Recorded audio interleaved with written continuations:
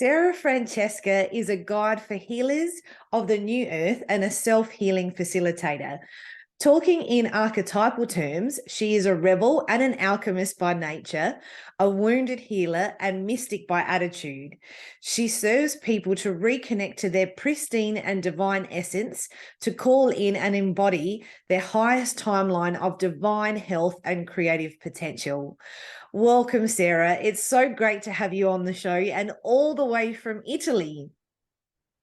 Yeah, I'm so excited. Really, thank you so much for this beautiful introduction, and thanks to you, Maryanne.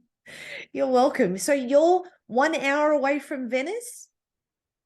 Yeah, I live in the countryside, so I've always dreamt about having a lifestyle connected to nature, and in this lifestyle where I can eat, fresh produce from the garden. So my partner has an organic farm, and the organic farm is in the countryside, and it's about 1 hour north from Venice. We're closer to the mountains, and so I live here with him, and we have these amazing blessings from nature every day. We live close by to the river. Yeah, there is a river passing by, and I have I've carved out a little corner away from the farming side, which is organic anyway, but still, farming, a lot going on, working, and I carved out a little corner which is a little bit separated and far out, and it's right at the cross of the rivers, so it's a very relaxing place that I have for myself. I asked him to put it nice for me and have this nature place right in the cross of the rivers. Amazing. That sounds like heaven. I've been following your work for a while, and after a bit of a deep dive, I realized that you're a projector as well. No wonder. I mean, it made so much sense why your content resonated with me, and even, you carving out some space to be in nature. That's very much the projector profile, isn't it? It is. I feel I'm riding the wave of the projector big times. And indeed, I've chosen a handle for Instagram, which is aligned projector. So I'm not saying, I don't have the pride to say, oh, I'm super aligned, you're not aligned, or something like that, but this is just something to signal and to communicate to the people that yes, I do want to live in alignment, and yes, I do think it's important to respect your energy type, just because that's part of your nature. So ultimately, I think it's important to respect nature, in general, to live in harmony with it, and it's part of our job to respect our own nature. So we need to understand who we are. I also talk about archetypes. I talk about many different ways we can conversate with our psyche, which is part of our nature, and respect that and live in alignment with that. That's the only way I think we can thrive in this world. Yes. I mean, for those who haven't read up on human design, it's a self exploration system that draws on a number of different traditions, but it also includes chakras and astrology as well, doesn't it? Yes, it does. And it includes also the I Ching.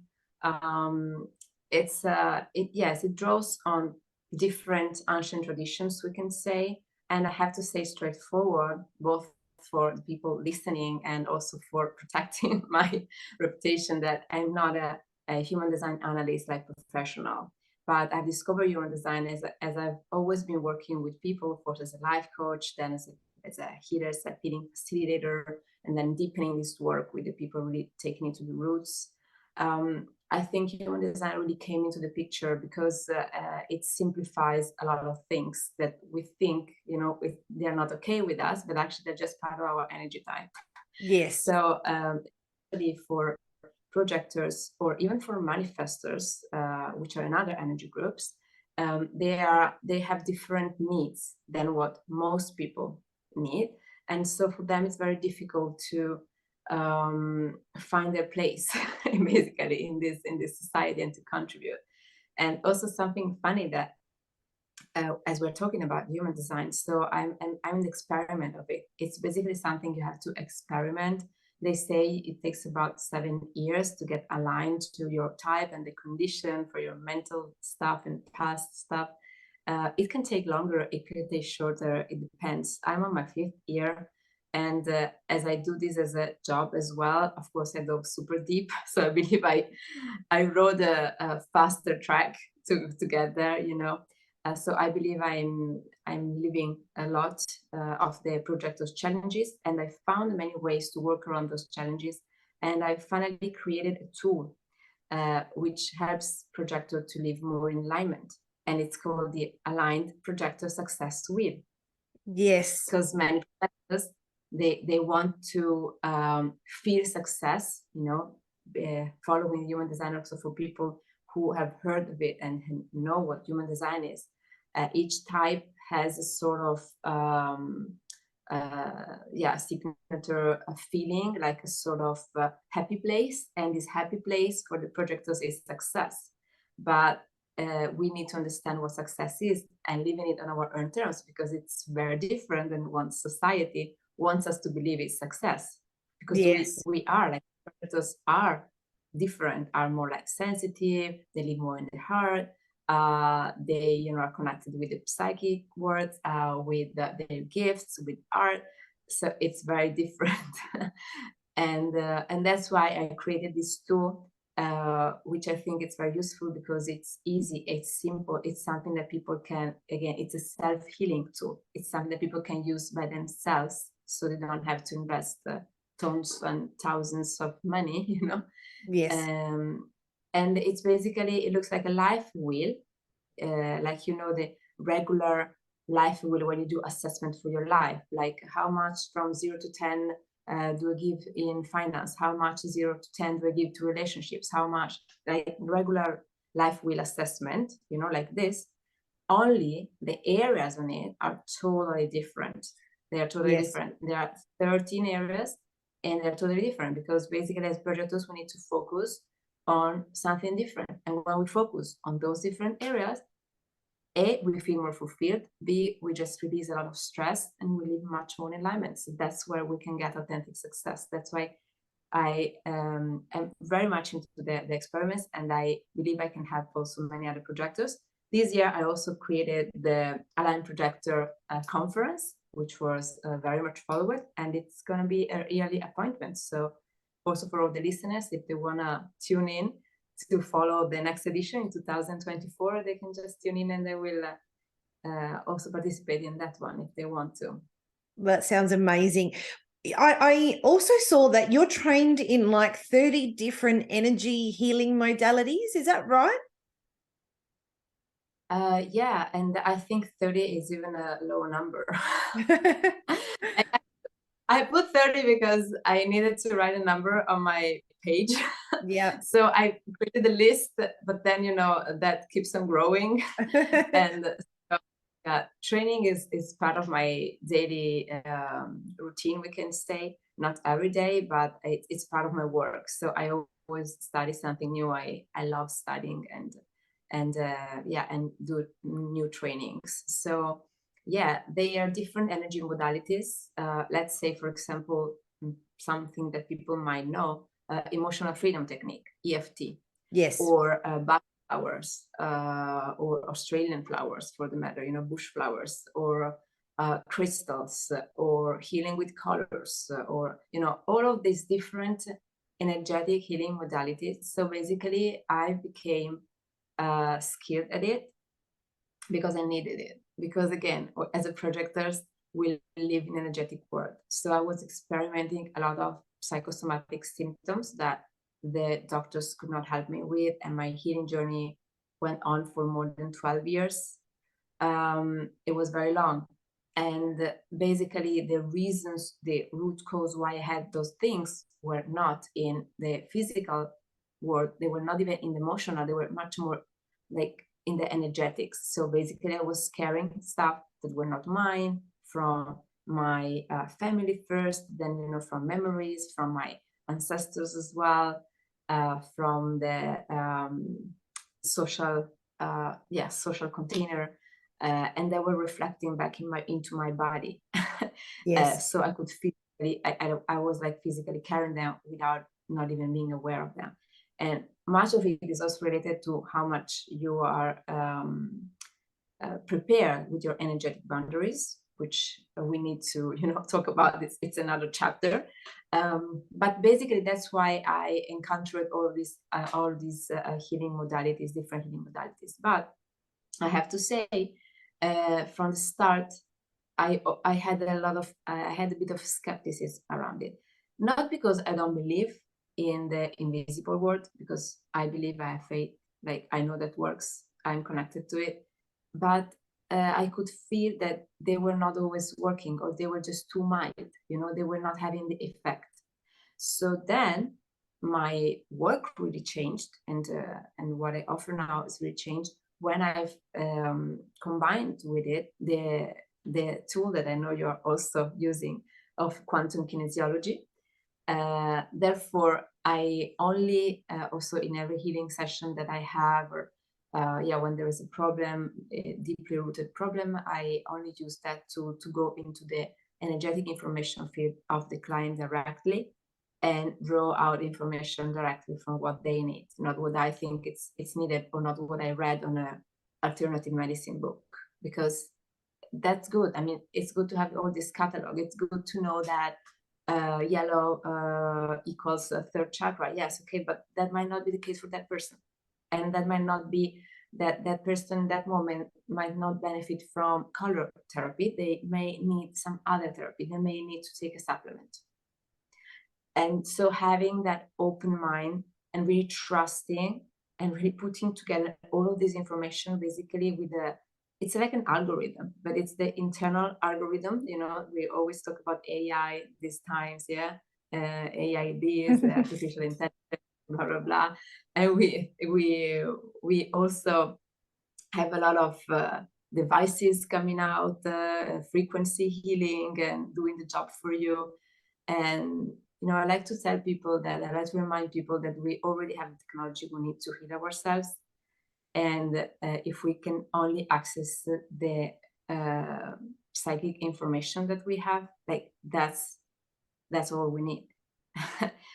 So we just need to put order through it, and also using all these other healing modalities, that we know. I believe there has to be an order, because people normally go from one to the other, to the other, to the other, because they are looking, for something. And so the role of a self-healing facilitator, like I could be, for example, it's like really a guide, or like a company, a person that is there for you and really helps you to understand the direction, and tell you, okay, now you need to go to osteopath. Okay, do 2 sessions with that, and then come back. Okay, now you need to take this. Okay, do that. Now you can insert the affirmation or whatever. It's like really having an alive guide that can that it's really present with you. It knows your process, and it can put different things in. Yes, absolutely. And what I love about your approach, and it was my approach too when I was practicing kinesiology, is that you empower and teach your clients to take charge of their own healing. That, I think that's the most important part. I mean, for me also, it's when, of course, everything changed, because we hear all the time, you're not a victim, you have power over it, blah blah blah blah, but this is something we hear, but then we really need to experience it.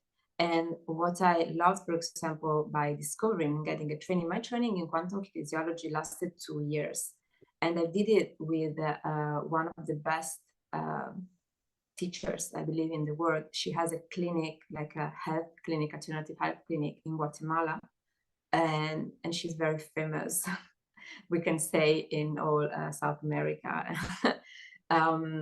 She's great. I mean, she did this for 35 years of her life, and she also has a gift in teaching, other people. And I loved her approach, because she can tell, she was so good at giving the self-confidence of empowering other people. So that's why I'm not, when people come to me, I'm not directly training them in quantum kinesiology, because I don't have, even we can say the certification or like the experience to do that. Okay, so I'm not directly training them in how to do it, but I'm definitely helping them if they want to learn kinesiology, they can do. I can help them understand it. When I practice quantum kinesiology, I can rely on a pendulum, for example. If they ask me if they want to learn, I can tell them how to do it, but then it's their own process.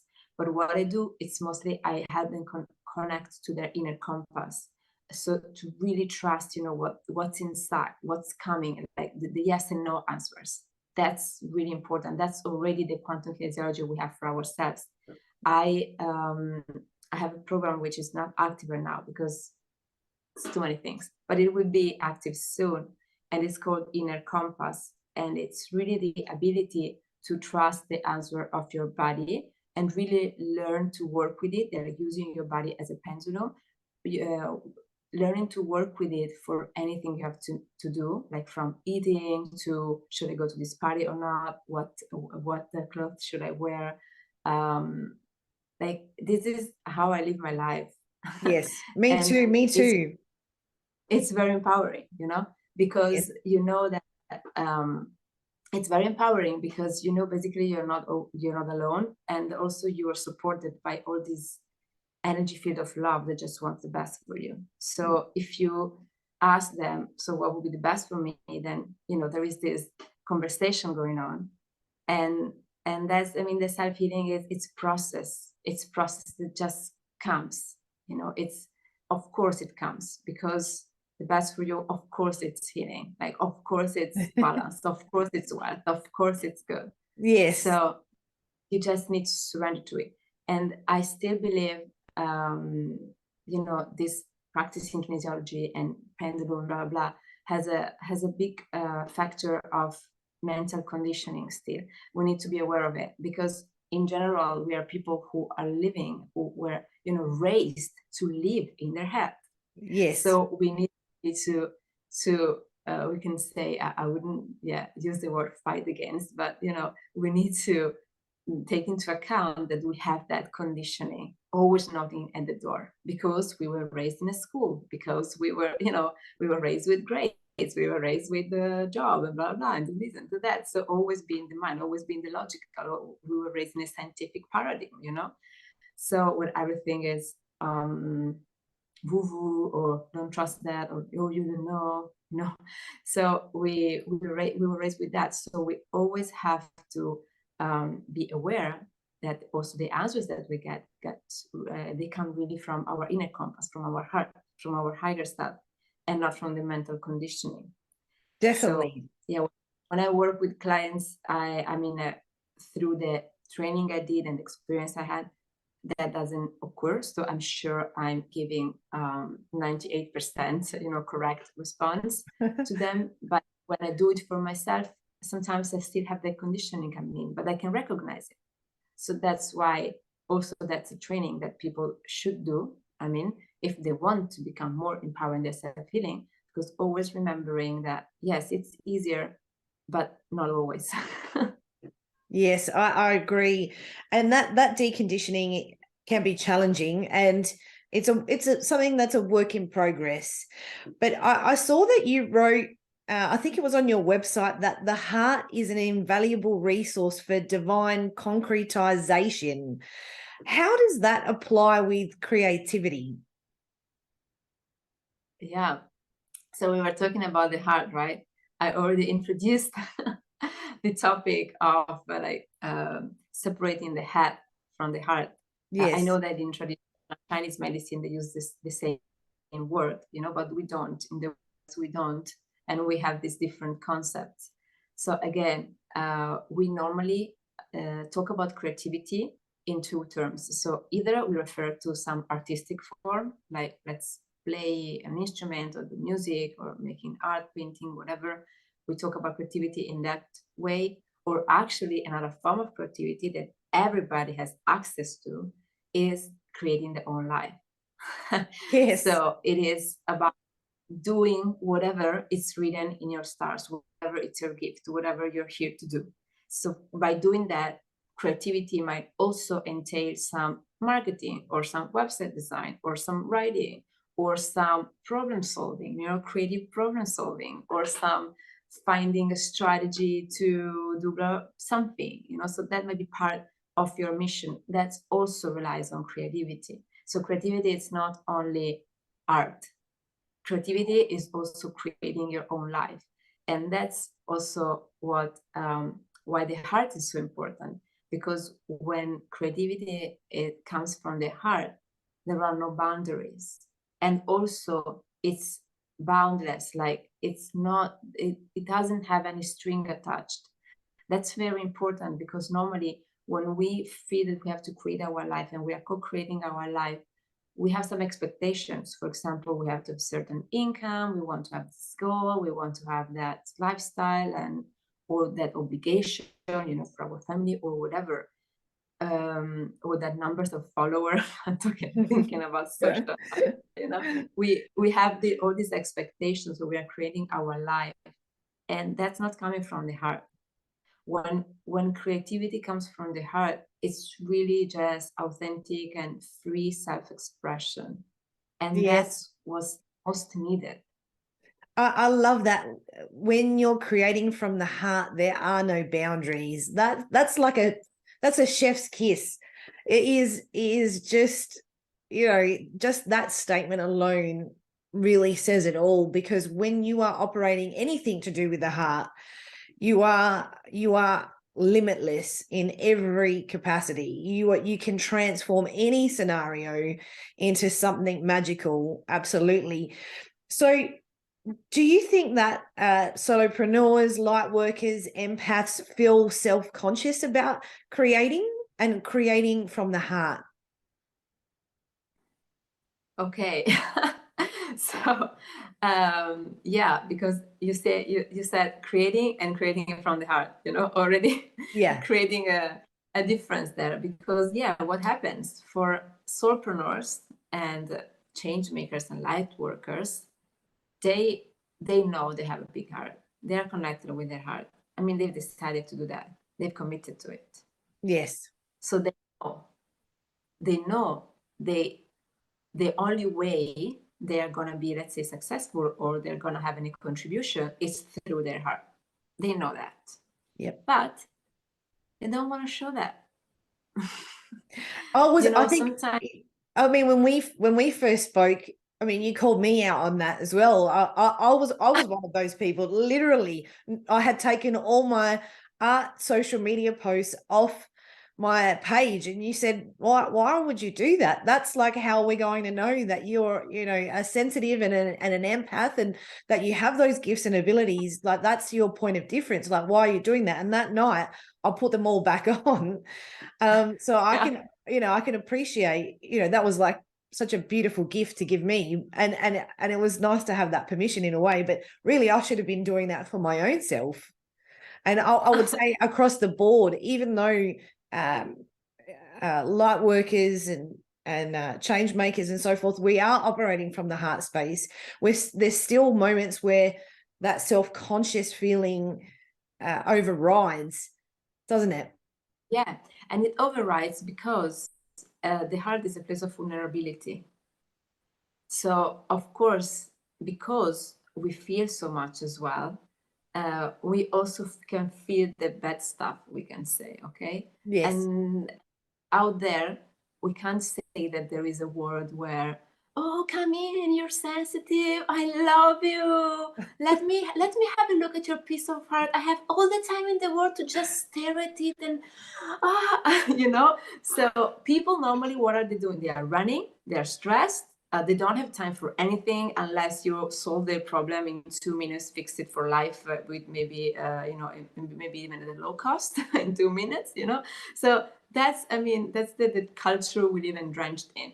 And I think that even if we try to create different communities around us, and even if we decide to live in another way, so we step out and we, you know, create a different life path, lifestyle, and we based on value, based on the heart, on the community, on the communication, on, like, you know, taking the time, like on the relativizing of, how do you say, relative, like putting, not a relative, but you know, stepping down the money from the podium, let's say, like this, okay? So Yes. putting that as part of the picture, but not, you know, in the center of the picture, we can do that, but still, even through social media, you know, all the algorithm, how it is made, it's just so, you know, I think it's just so fast, so running, so blah blah blah. Like all the reels, you basically see the building of a house in 1 minute, and you know, and your brain think it's easy, and it's not. Okay, Yes. so all this conditioning we are still flooded with. It doesn't give space basically to the heart, and so these people, you know, us people who are here to change the world, and we are doing it with every action. We are doing it every day. Every morning we are praying, may I be a change maker, you know, may I bring joy in my life and in the joy in the life of others. We pray for that. We commit to it, but still we don't go out and we live in Eden, you know. Yes, of So course. that's, we lose the connection to our heart, and then it comes in all the doubts and all the lack of self-confidence basically that we have. Because why do we have that lack of self-confidence? I believe, I mean, there is a general knowledge that we all share a bit of this worth wound. So of course, part of it is of the worth wounding, but more than that, I would say that for people who are living from the heart, they are able to, they have already healed that that wound, because they can trust their heart. Okay, so they know their heart is valuable, but still, why do they lack self-confidence? Why they're so self-conscious about creating from their heart? Because there is this conditioning so so present, so big, and also there's no like space for them, you know. It's very difficult to give this space and this time, because the world is still running on the time equals money paradigm, and you know what I was saying before. And also this social, they always call for confrontation. So I'm confronting my own, let's say you paint, okay? I'm sure you follow some successful painters, because I'm sure you love them, you know, so you love Yes. your work, and you follow some successful painter, you know.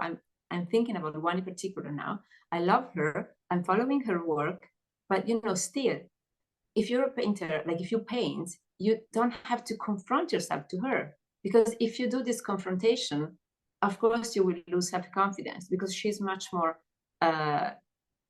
like advanced than you are, we can say, in terms of how much she has developed her gift and her heart, and her heart and art. Okay, Yes.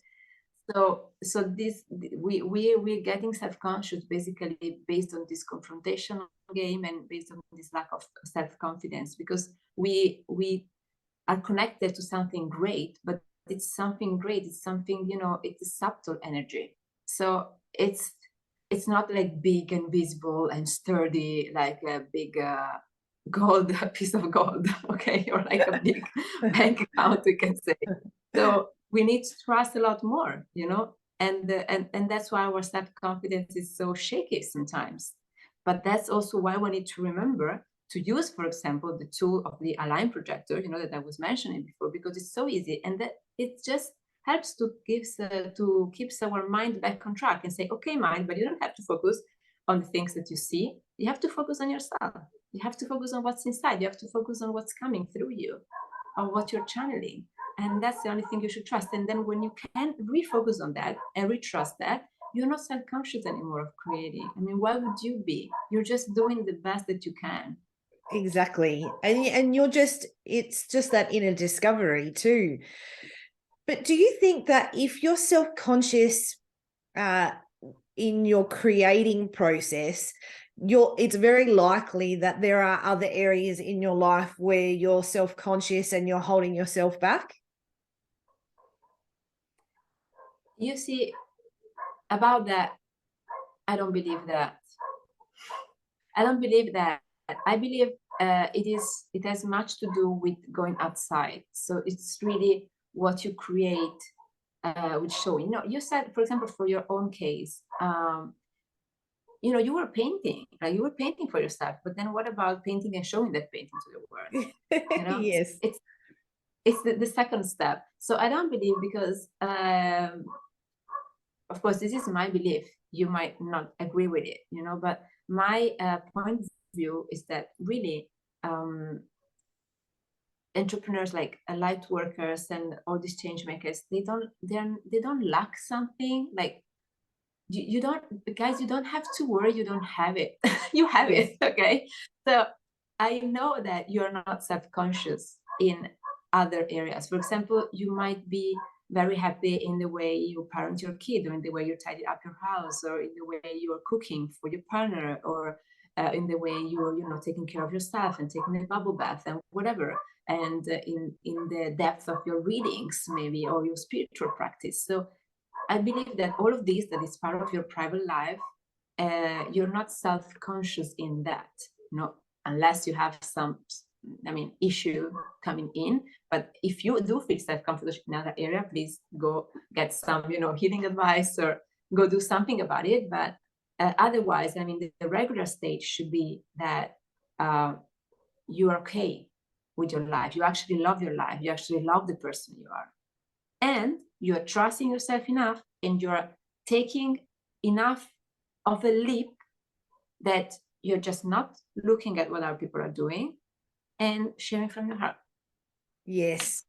And that's what it's about. And that's so true, right? Because you can create for yourself, but if you're not taking that extra step to actually share it with others and to let yourself be seen in that way, then that's a different thing again, because it's, the block isn't with creating, the block is your own personal limitations. And then that swings back around to what we were saying about the deconditioning process, doesn't it? Yeah.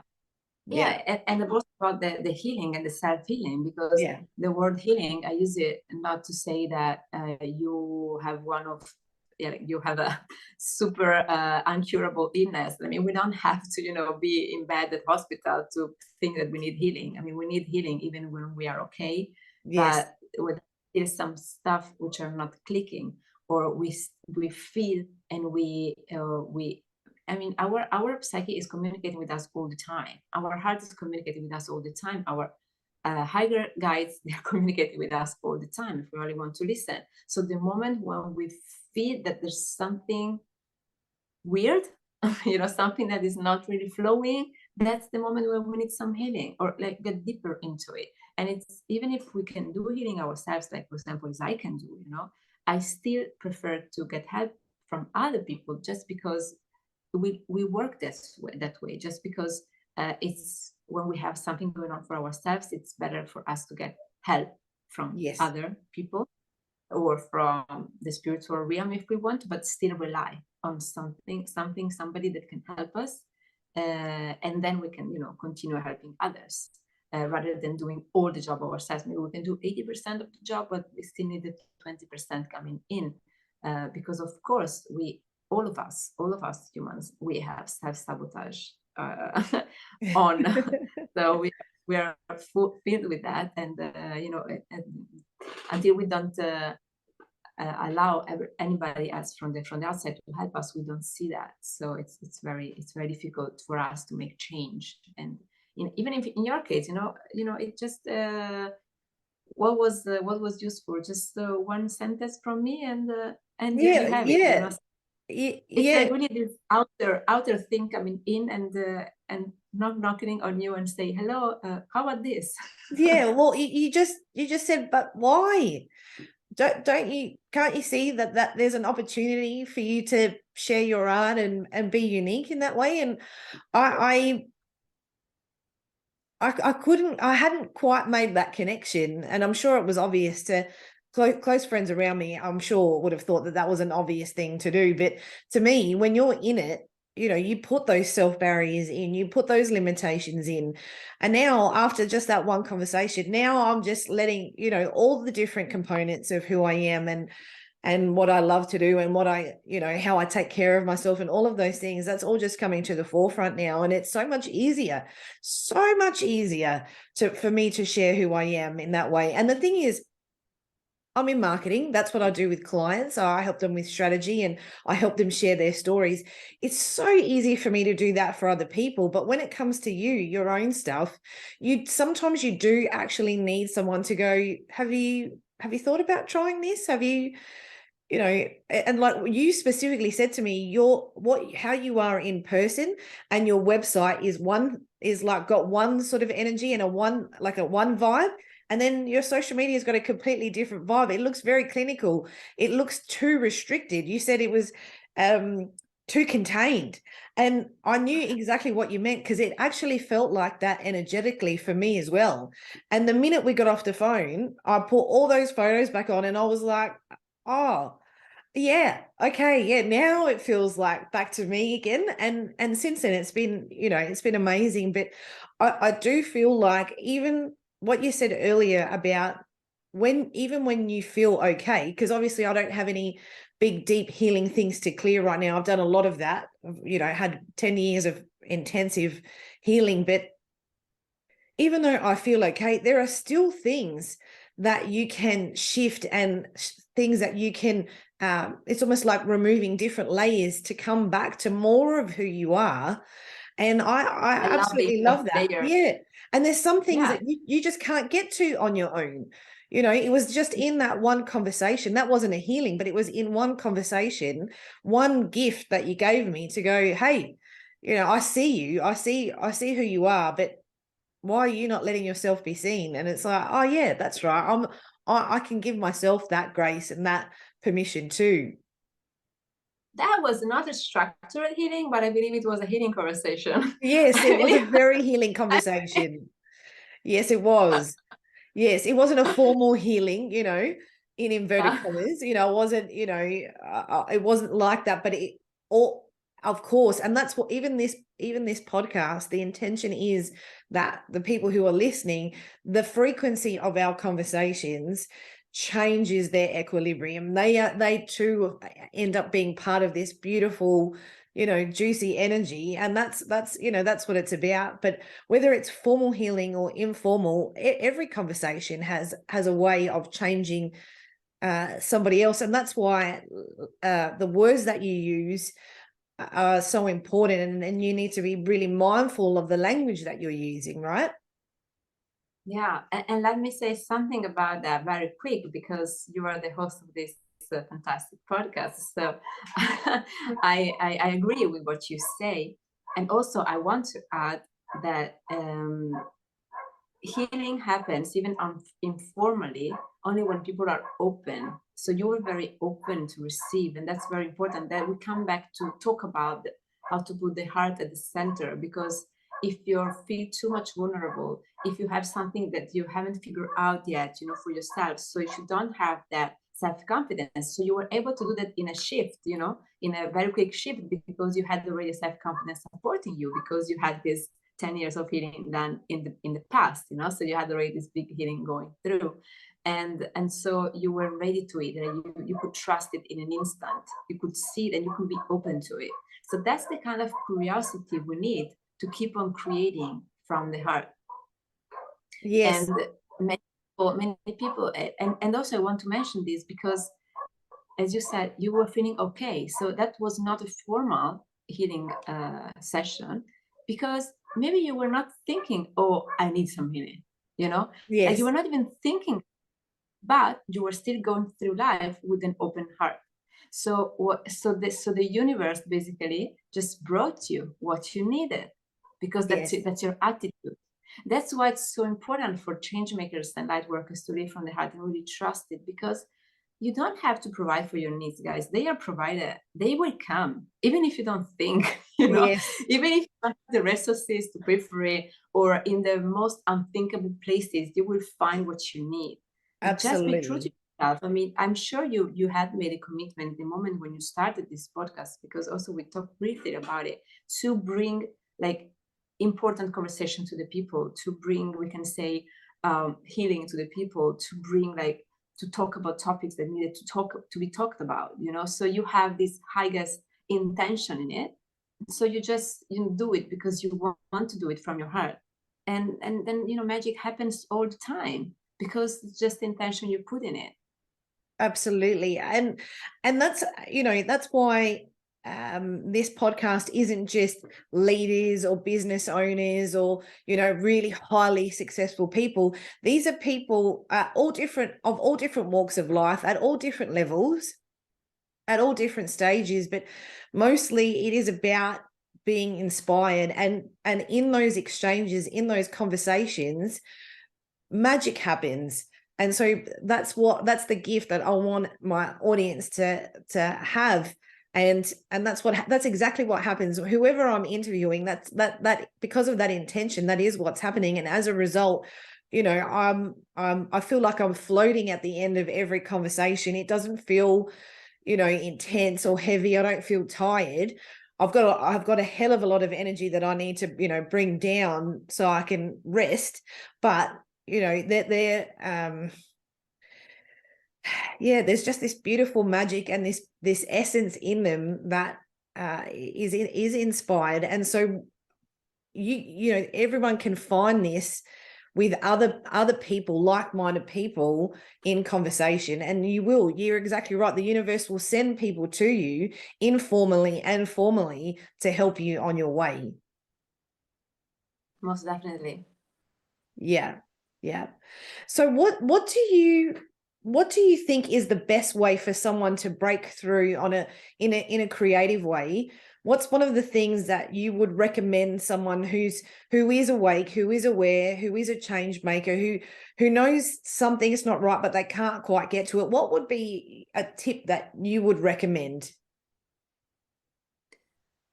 My tip would be really, as we were saying at the beginning of the conversation, to know yourself and behave as yourself. Like, be in your own energy, own your energy, own your characteristics, your peculiar things, your archetypes that make you up.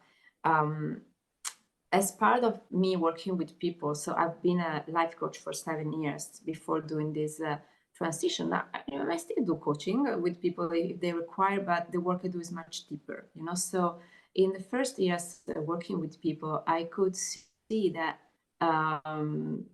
I mean, we all know that the answers are inside ourselves. That's the whole point. But many people, we are, again, conditioned or like limited. We put limits on ourselves. And basically what I was seeing is that they didn't know themselves. They didn't know who they were. But I mean this in a very technical way. Like, for example, you know, they didn't know their energy type. They didn't know how their body worked. They didn't know to understand the language of their body. So one thing that I do in the Inner Compass program, everybody has a different way to communicate with their body. So they really have to be aware of what their body is telling them, you know, and they don't know maybe activities to support their soul and their spirit. Once I bought a book from, she's very famous, she's called Caroline Myss. Yes. I don't know if you know. I do. And many books, and one of the books was the Sacred Contracts, the one I'm referring to here. And it's funny because I bought this book while I was searching for myself. So while I was soul searching, and it was about 27, 28, I believe. And this was a kind of a heavy book. I mean, for me at that age, the writing, the kind of the writings and the kind of the intensity she Yes. puts in the book, let's say heavy. And then in the book she describes a lot of archetypes that can be part of your sacred contracts, so of your soul basically. And she comes up with this wheel archetype, where you have the archetype wheel, which forms your basic 12 archetypes, which form your soul. And she goes on telling you how to recognize your archetypes. So she gives some questions, some reflection questions, some journaling prompts so that you can recognize them. But there are more than, I don't know, 50 to choose from. And she gives a lot of examples, but I mean, it's a hard job. So I ditched the book. I didn't finish it. I had the best guess at what my archetypes would be, but you know, I mean, it's complicated. Again, it's complicated when you're there by yourself. And she would definitely not give me a consultancy on what would be my archetypes. I mean, she's too busy for that. So, yeah. you know. So, and then the beautiful thing is that years later, so now I'm, I was 35 years later, about 7 years later.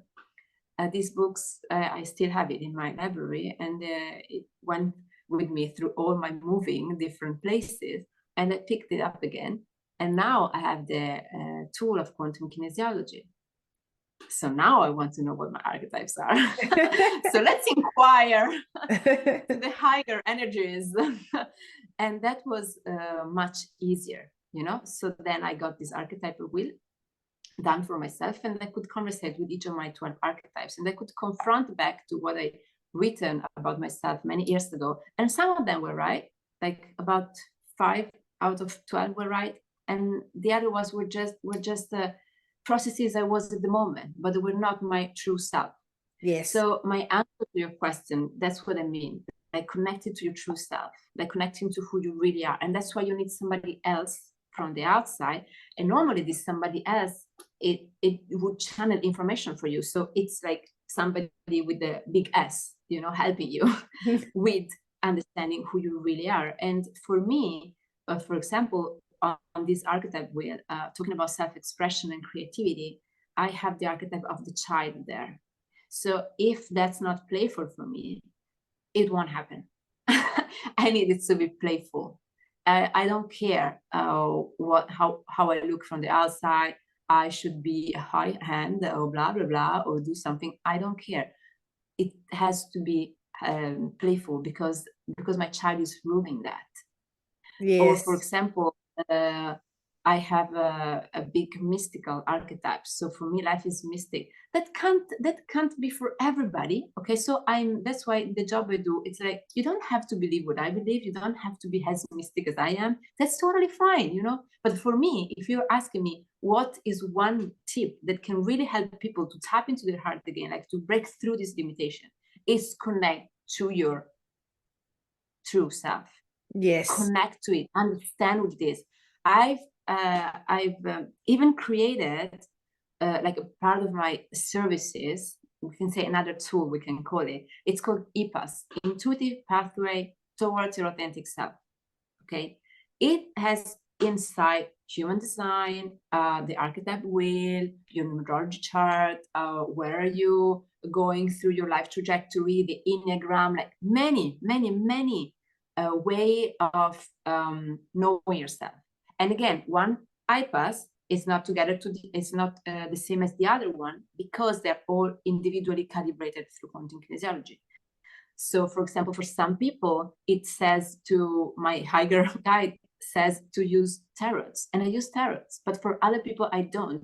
For some, I should point them out what is their animal totem, and for others, I don't. Okay, so this is like a sort of pamphlet I create then for this person, a book, and a personal book. It's of course synthetic. It should be short, but it's something that contains the essence of these people.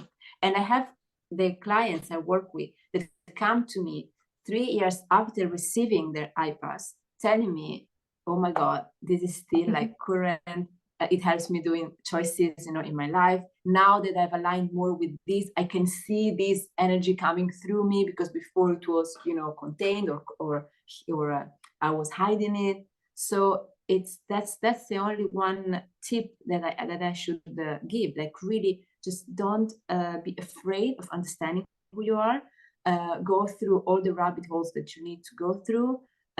Get some help if you want to, or if you prefer, do the inquire yourself, like do the investigation yourself. It doesn't matter how much time it will take. Of course, these tools shorten up a lot the time, but just do that. Just don't be ashamed or don't be afraid of embodying who you are. Yes. I think play is so important for all of us because it is so easy to stay. I think no matter what archetype you have or what profile you have, or you know, whatever your star sign is, whatever is going on, I think at the end of it, all of us need to connect back in with our inner child. And also that play aspect is so important, and that could be play swimming, it might be painting, it might be gardening, whatever that play looks like. It doesn't matter as long as we're actually doing some of that, because I find that connecting in that way means connecting with the inner child, and connecting with the inner child is where most of the answers are. For me personally, or when I started actually paying attention to my inner child is when those true shifts started happening. And also my best creativity comes when I'm listening to her. Because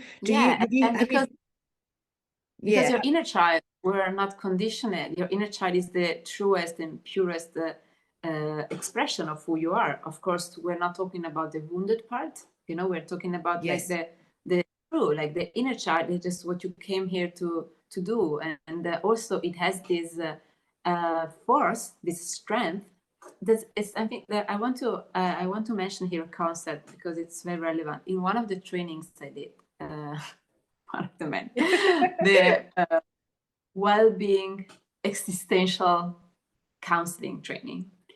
It was from Belgium. So basically the teacher was, her mother tongue was Dutch.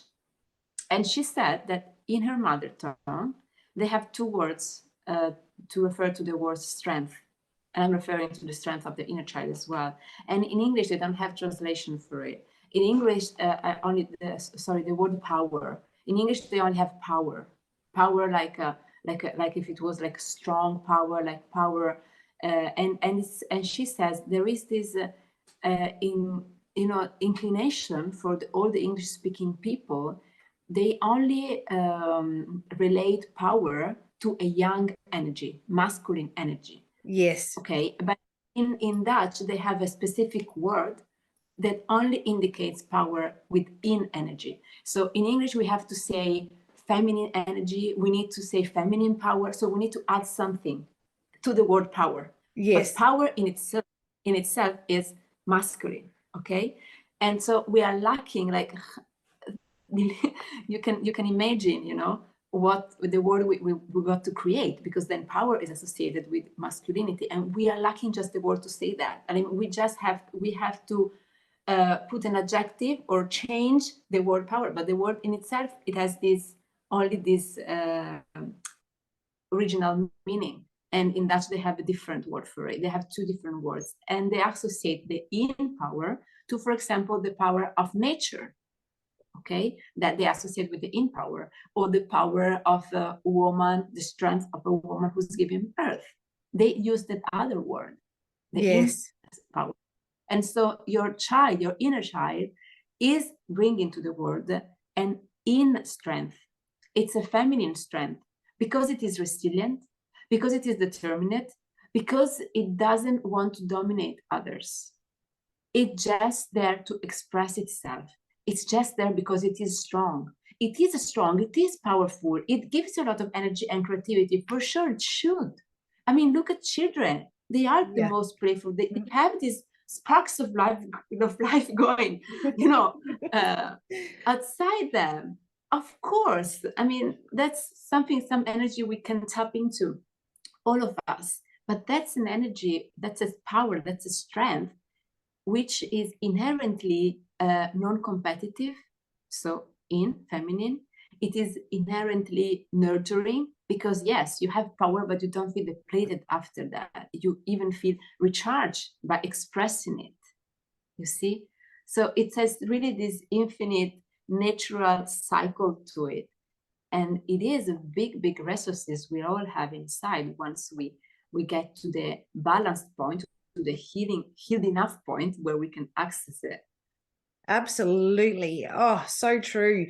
That resource is unlimited and infinite, and it is a gift when you can tap in and tune in there. And it does take time, because you do have to do the healing part of the wounded inner child needs some care and some attention first.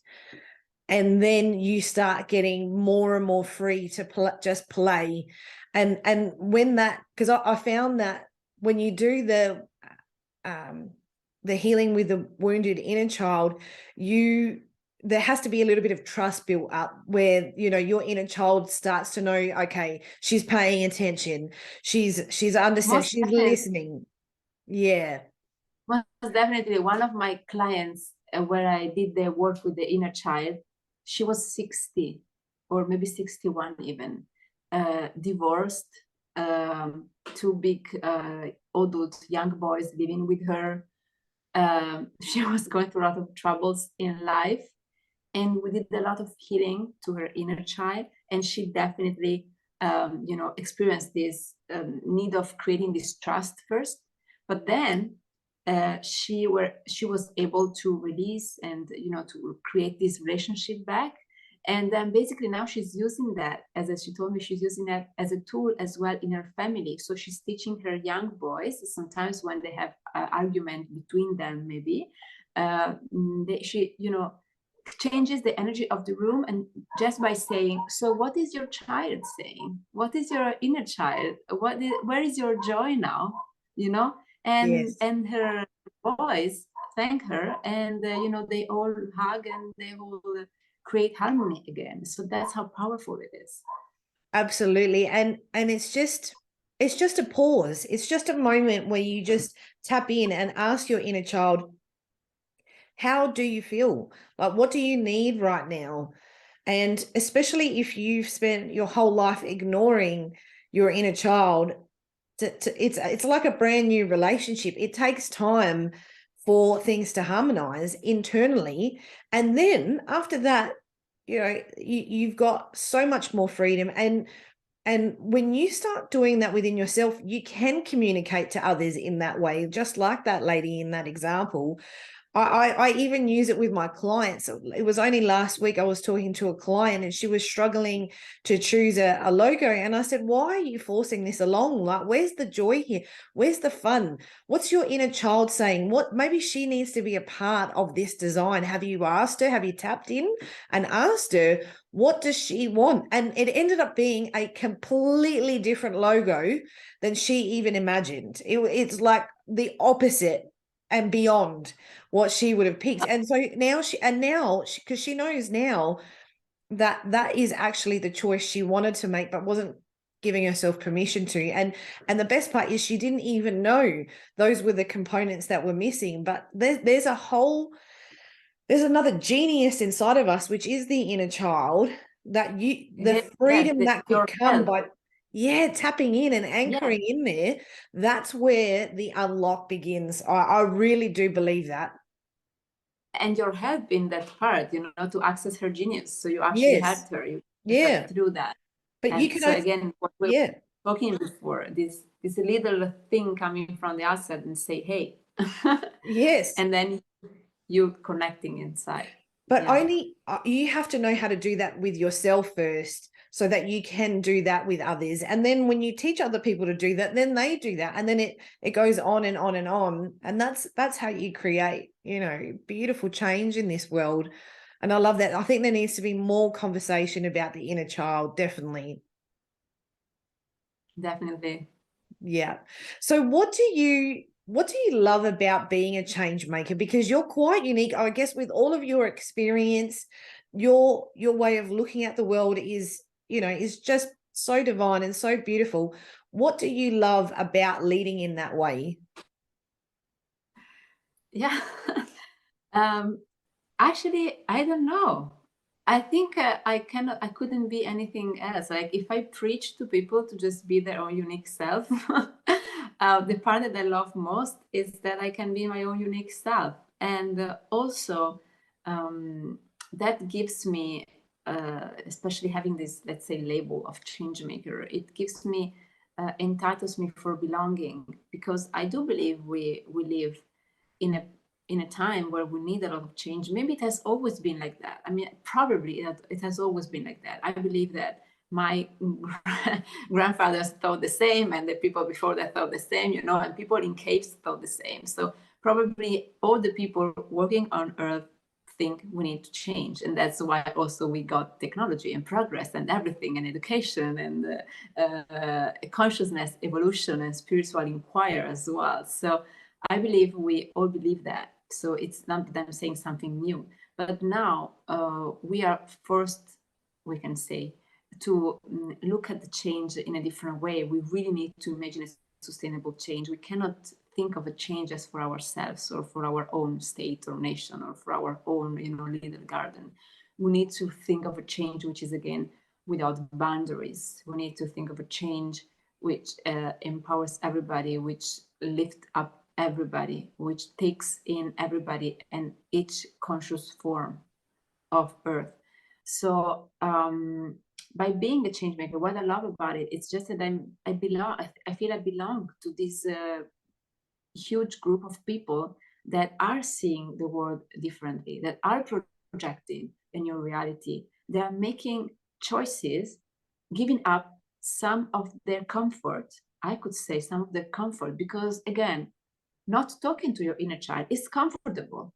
It's easy, you know, but we decide to go to the way of the white warrior, you know, to the way of the light warrior, to the way that is not comfort. I give up some of my comfort. I give up some of my security. I give up some of my, you know, mental thoughts that just give me security, but they're not authentic, because I want to be part of this change, which is a freedom change, which is a connection change, which is a change where we are just much more aware with all the love we come from. And we need to like live it more because it's not reflecting on us now. So I know it's a long way to go. Yeah, I'm just a tiny part of it. I love that. Me too. And I'm so glad you are a part of it. We need more people like yourself on board and leading the way. And I just adore you. I think you're such a beautiful human, and I'm so grateful that our paths crossed, and so grateful that you joined me on the show today. Thank you so much. Thank you, Maryanne. I have definitely the same compliments for you. So thank you so much for creating these opportunities, for handpicking the people you want to create amazing conversations with, for clearing up the space and opening the space and enriching the space with this high frequency of what's possible, and really strength and powerful, boundless creation. Me too. Me too. If people are wanting to reach out to you, how can they find you? How can they connect? I give the website because that's, I'm sure it's always there. Socials, it depends on the period of time. Right now, I'm pretty active on Instagram as well, but that depends on the time where they're listening to this. So the website is Sara Francesca, like my name.com. You might maybe put them somewhere. Yes, the links will be in with the bio and across all the socials as well. Also on the website, they will find the tools we talked about. So the Aligned Projector Success Wheel, or the conference if they want to be in touch with it, or they can subscribe to the energy frequency activation, the one we talked about the creativity, for example. They can find them there, available for free, and they can subscribe to get the new ones as well. So beautiful. Thank you so much. I just, like I said, I adore you, and I'm so grateful for our time together today. Thanks to you, and thanks to everybody listening. Have a nice day. You too.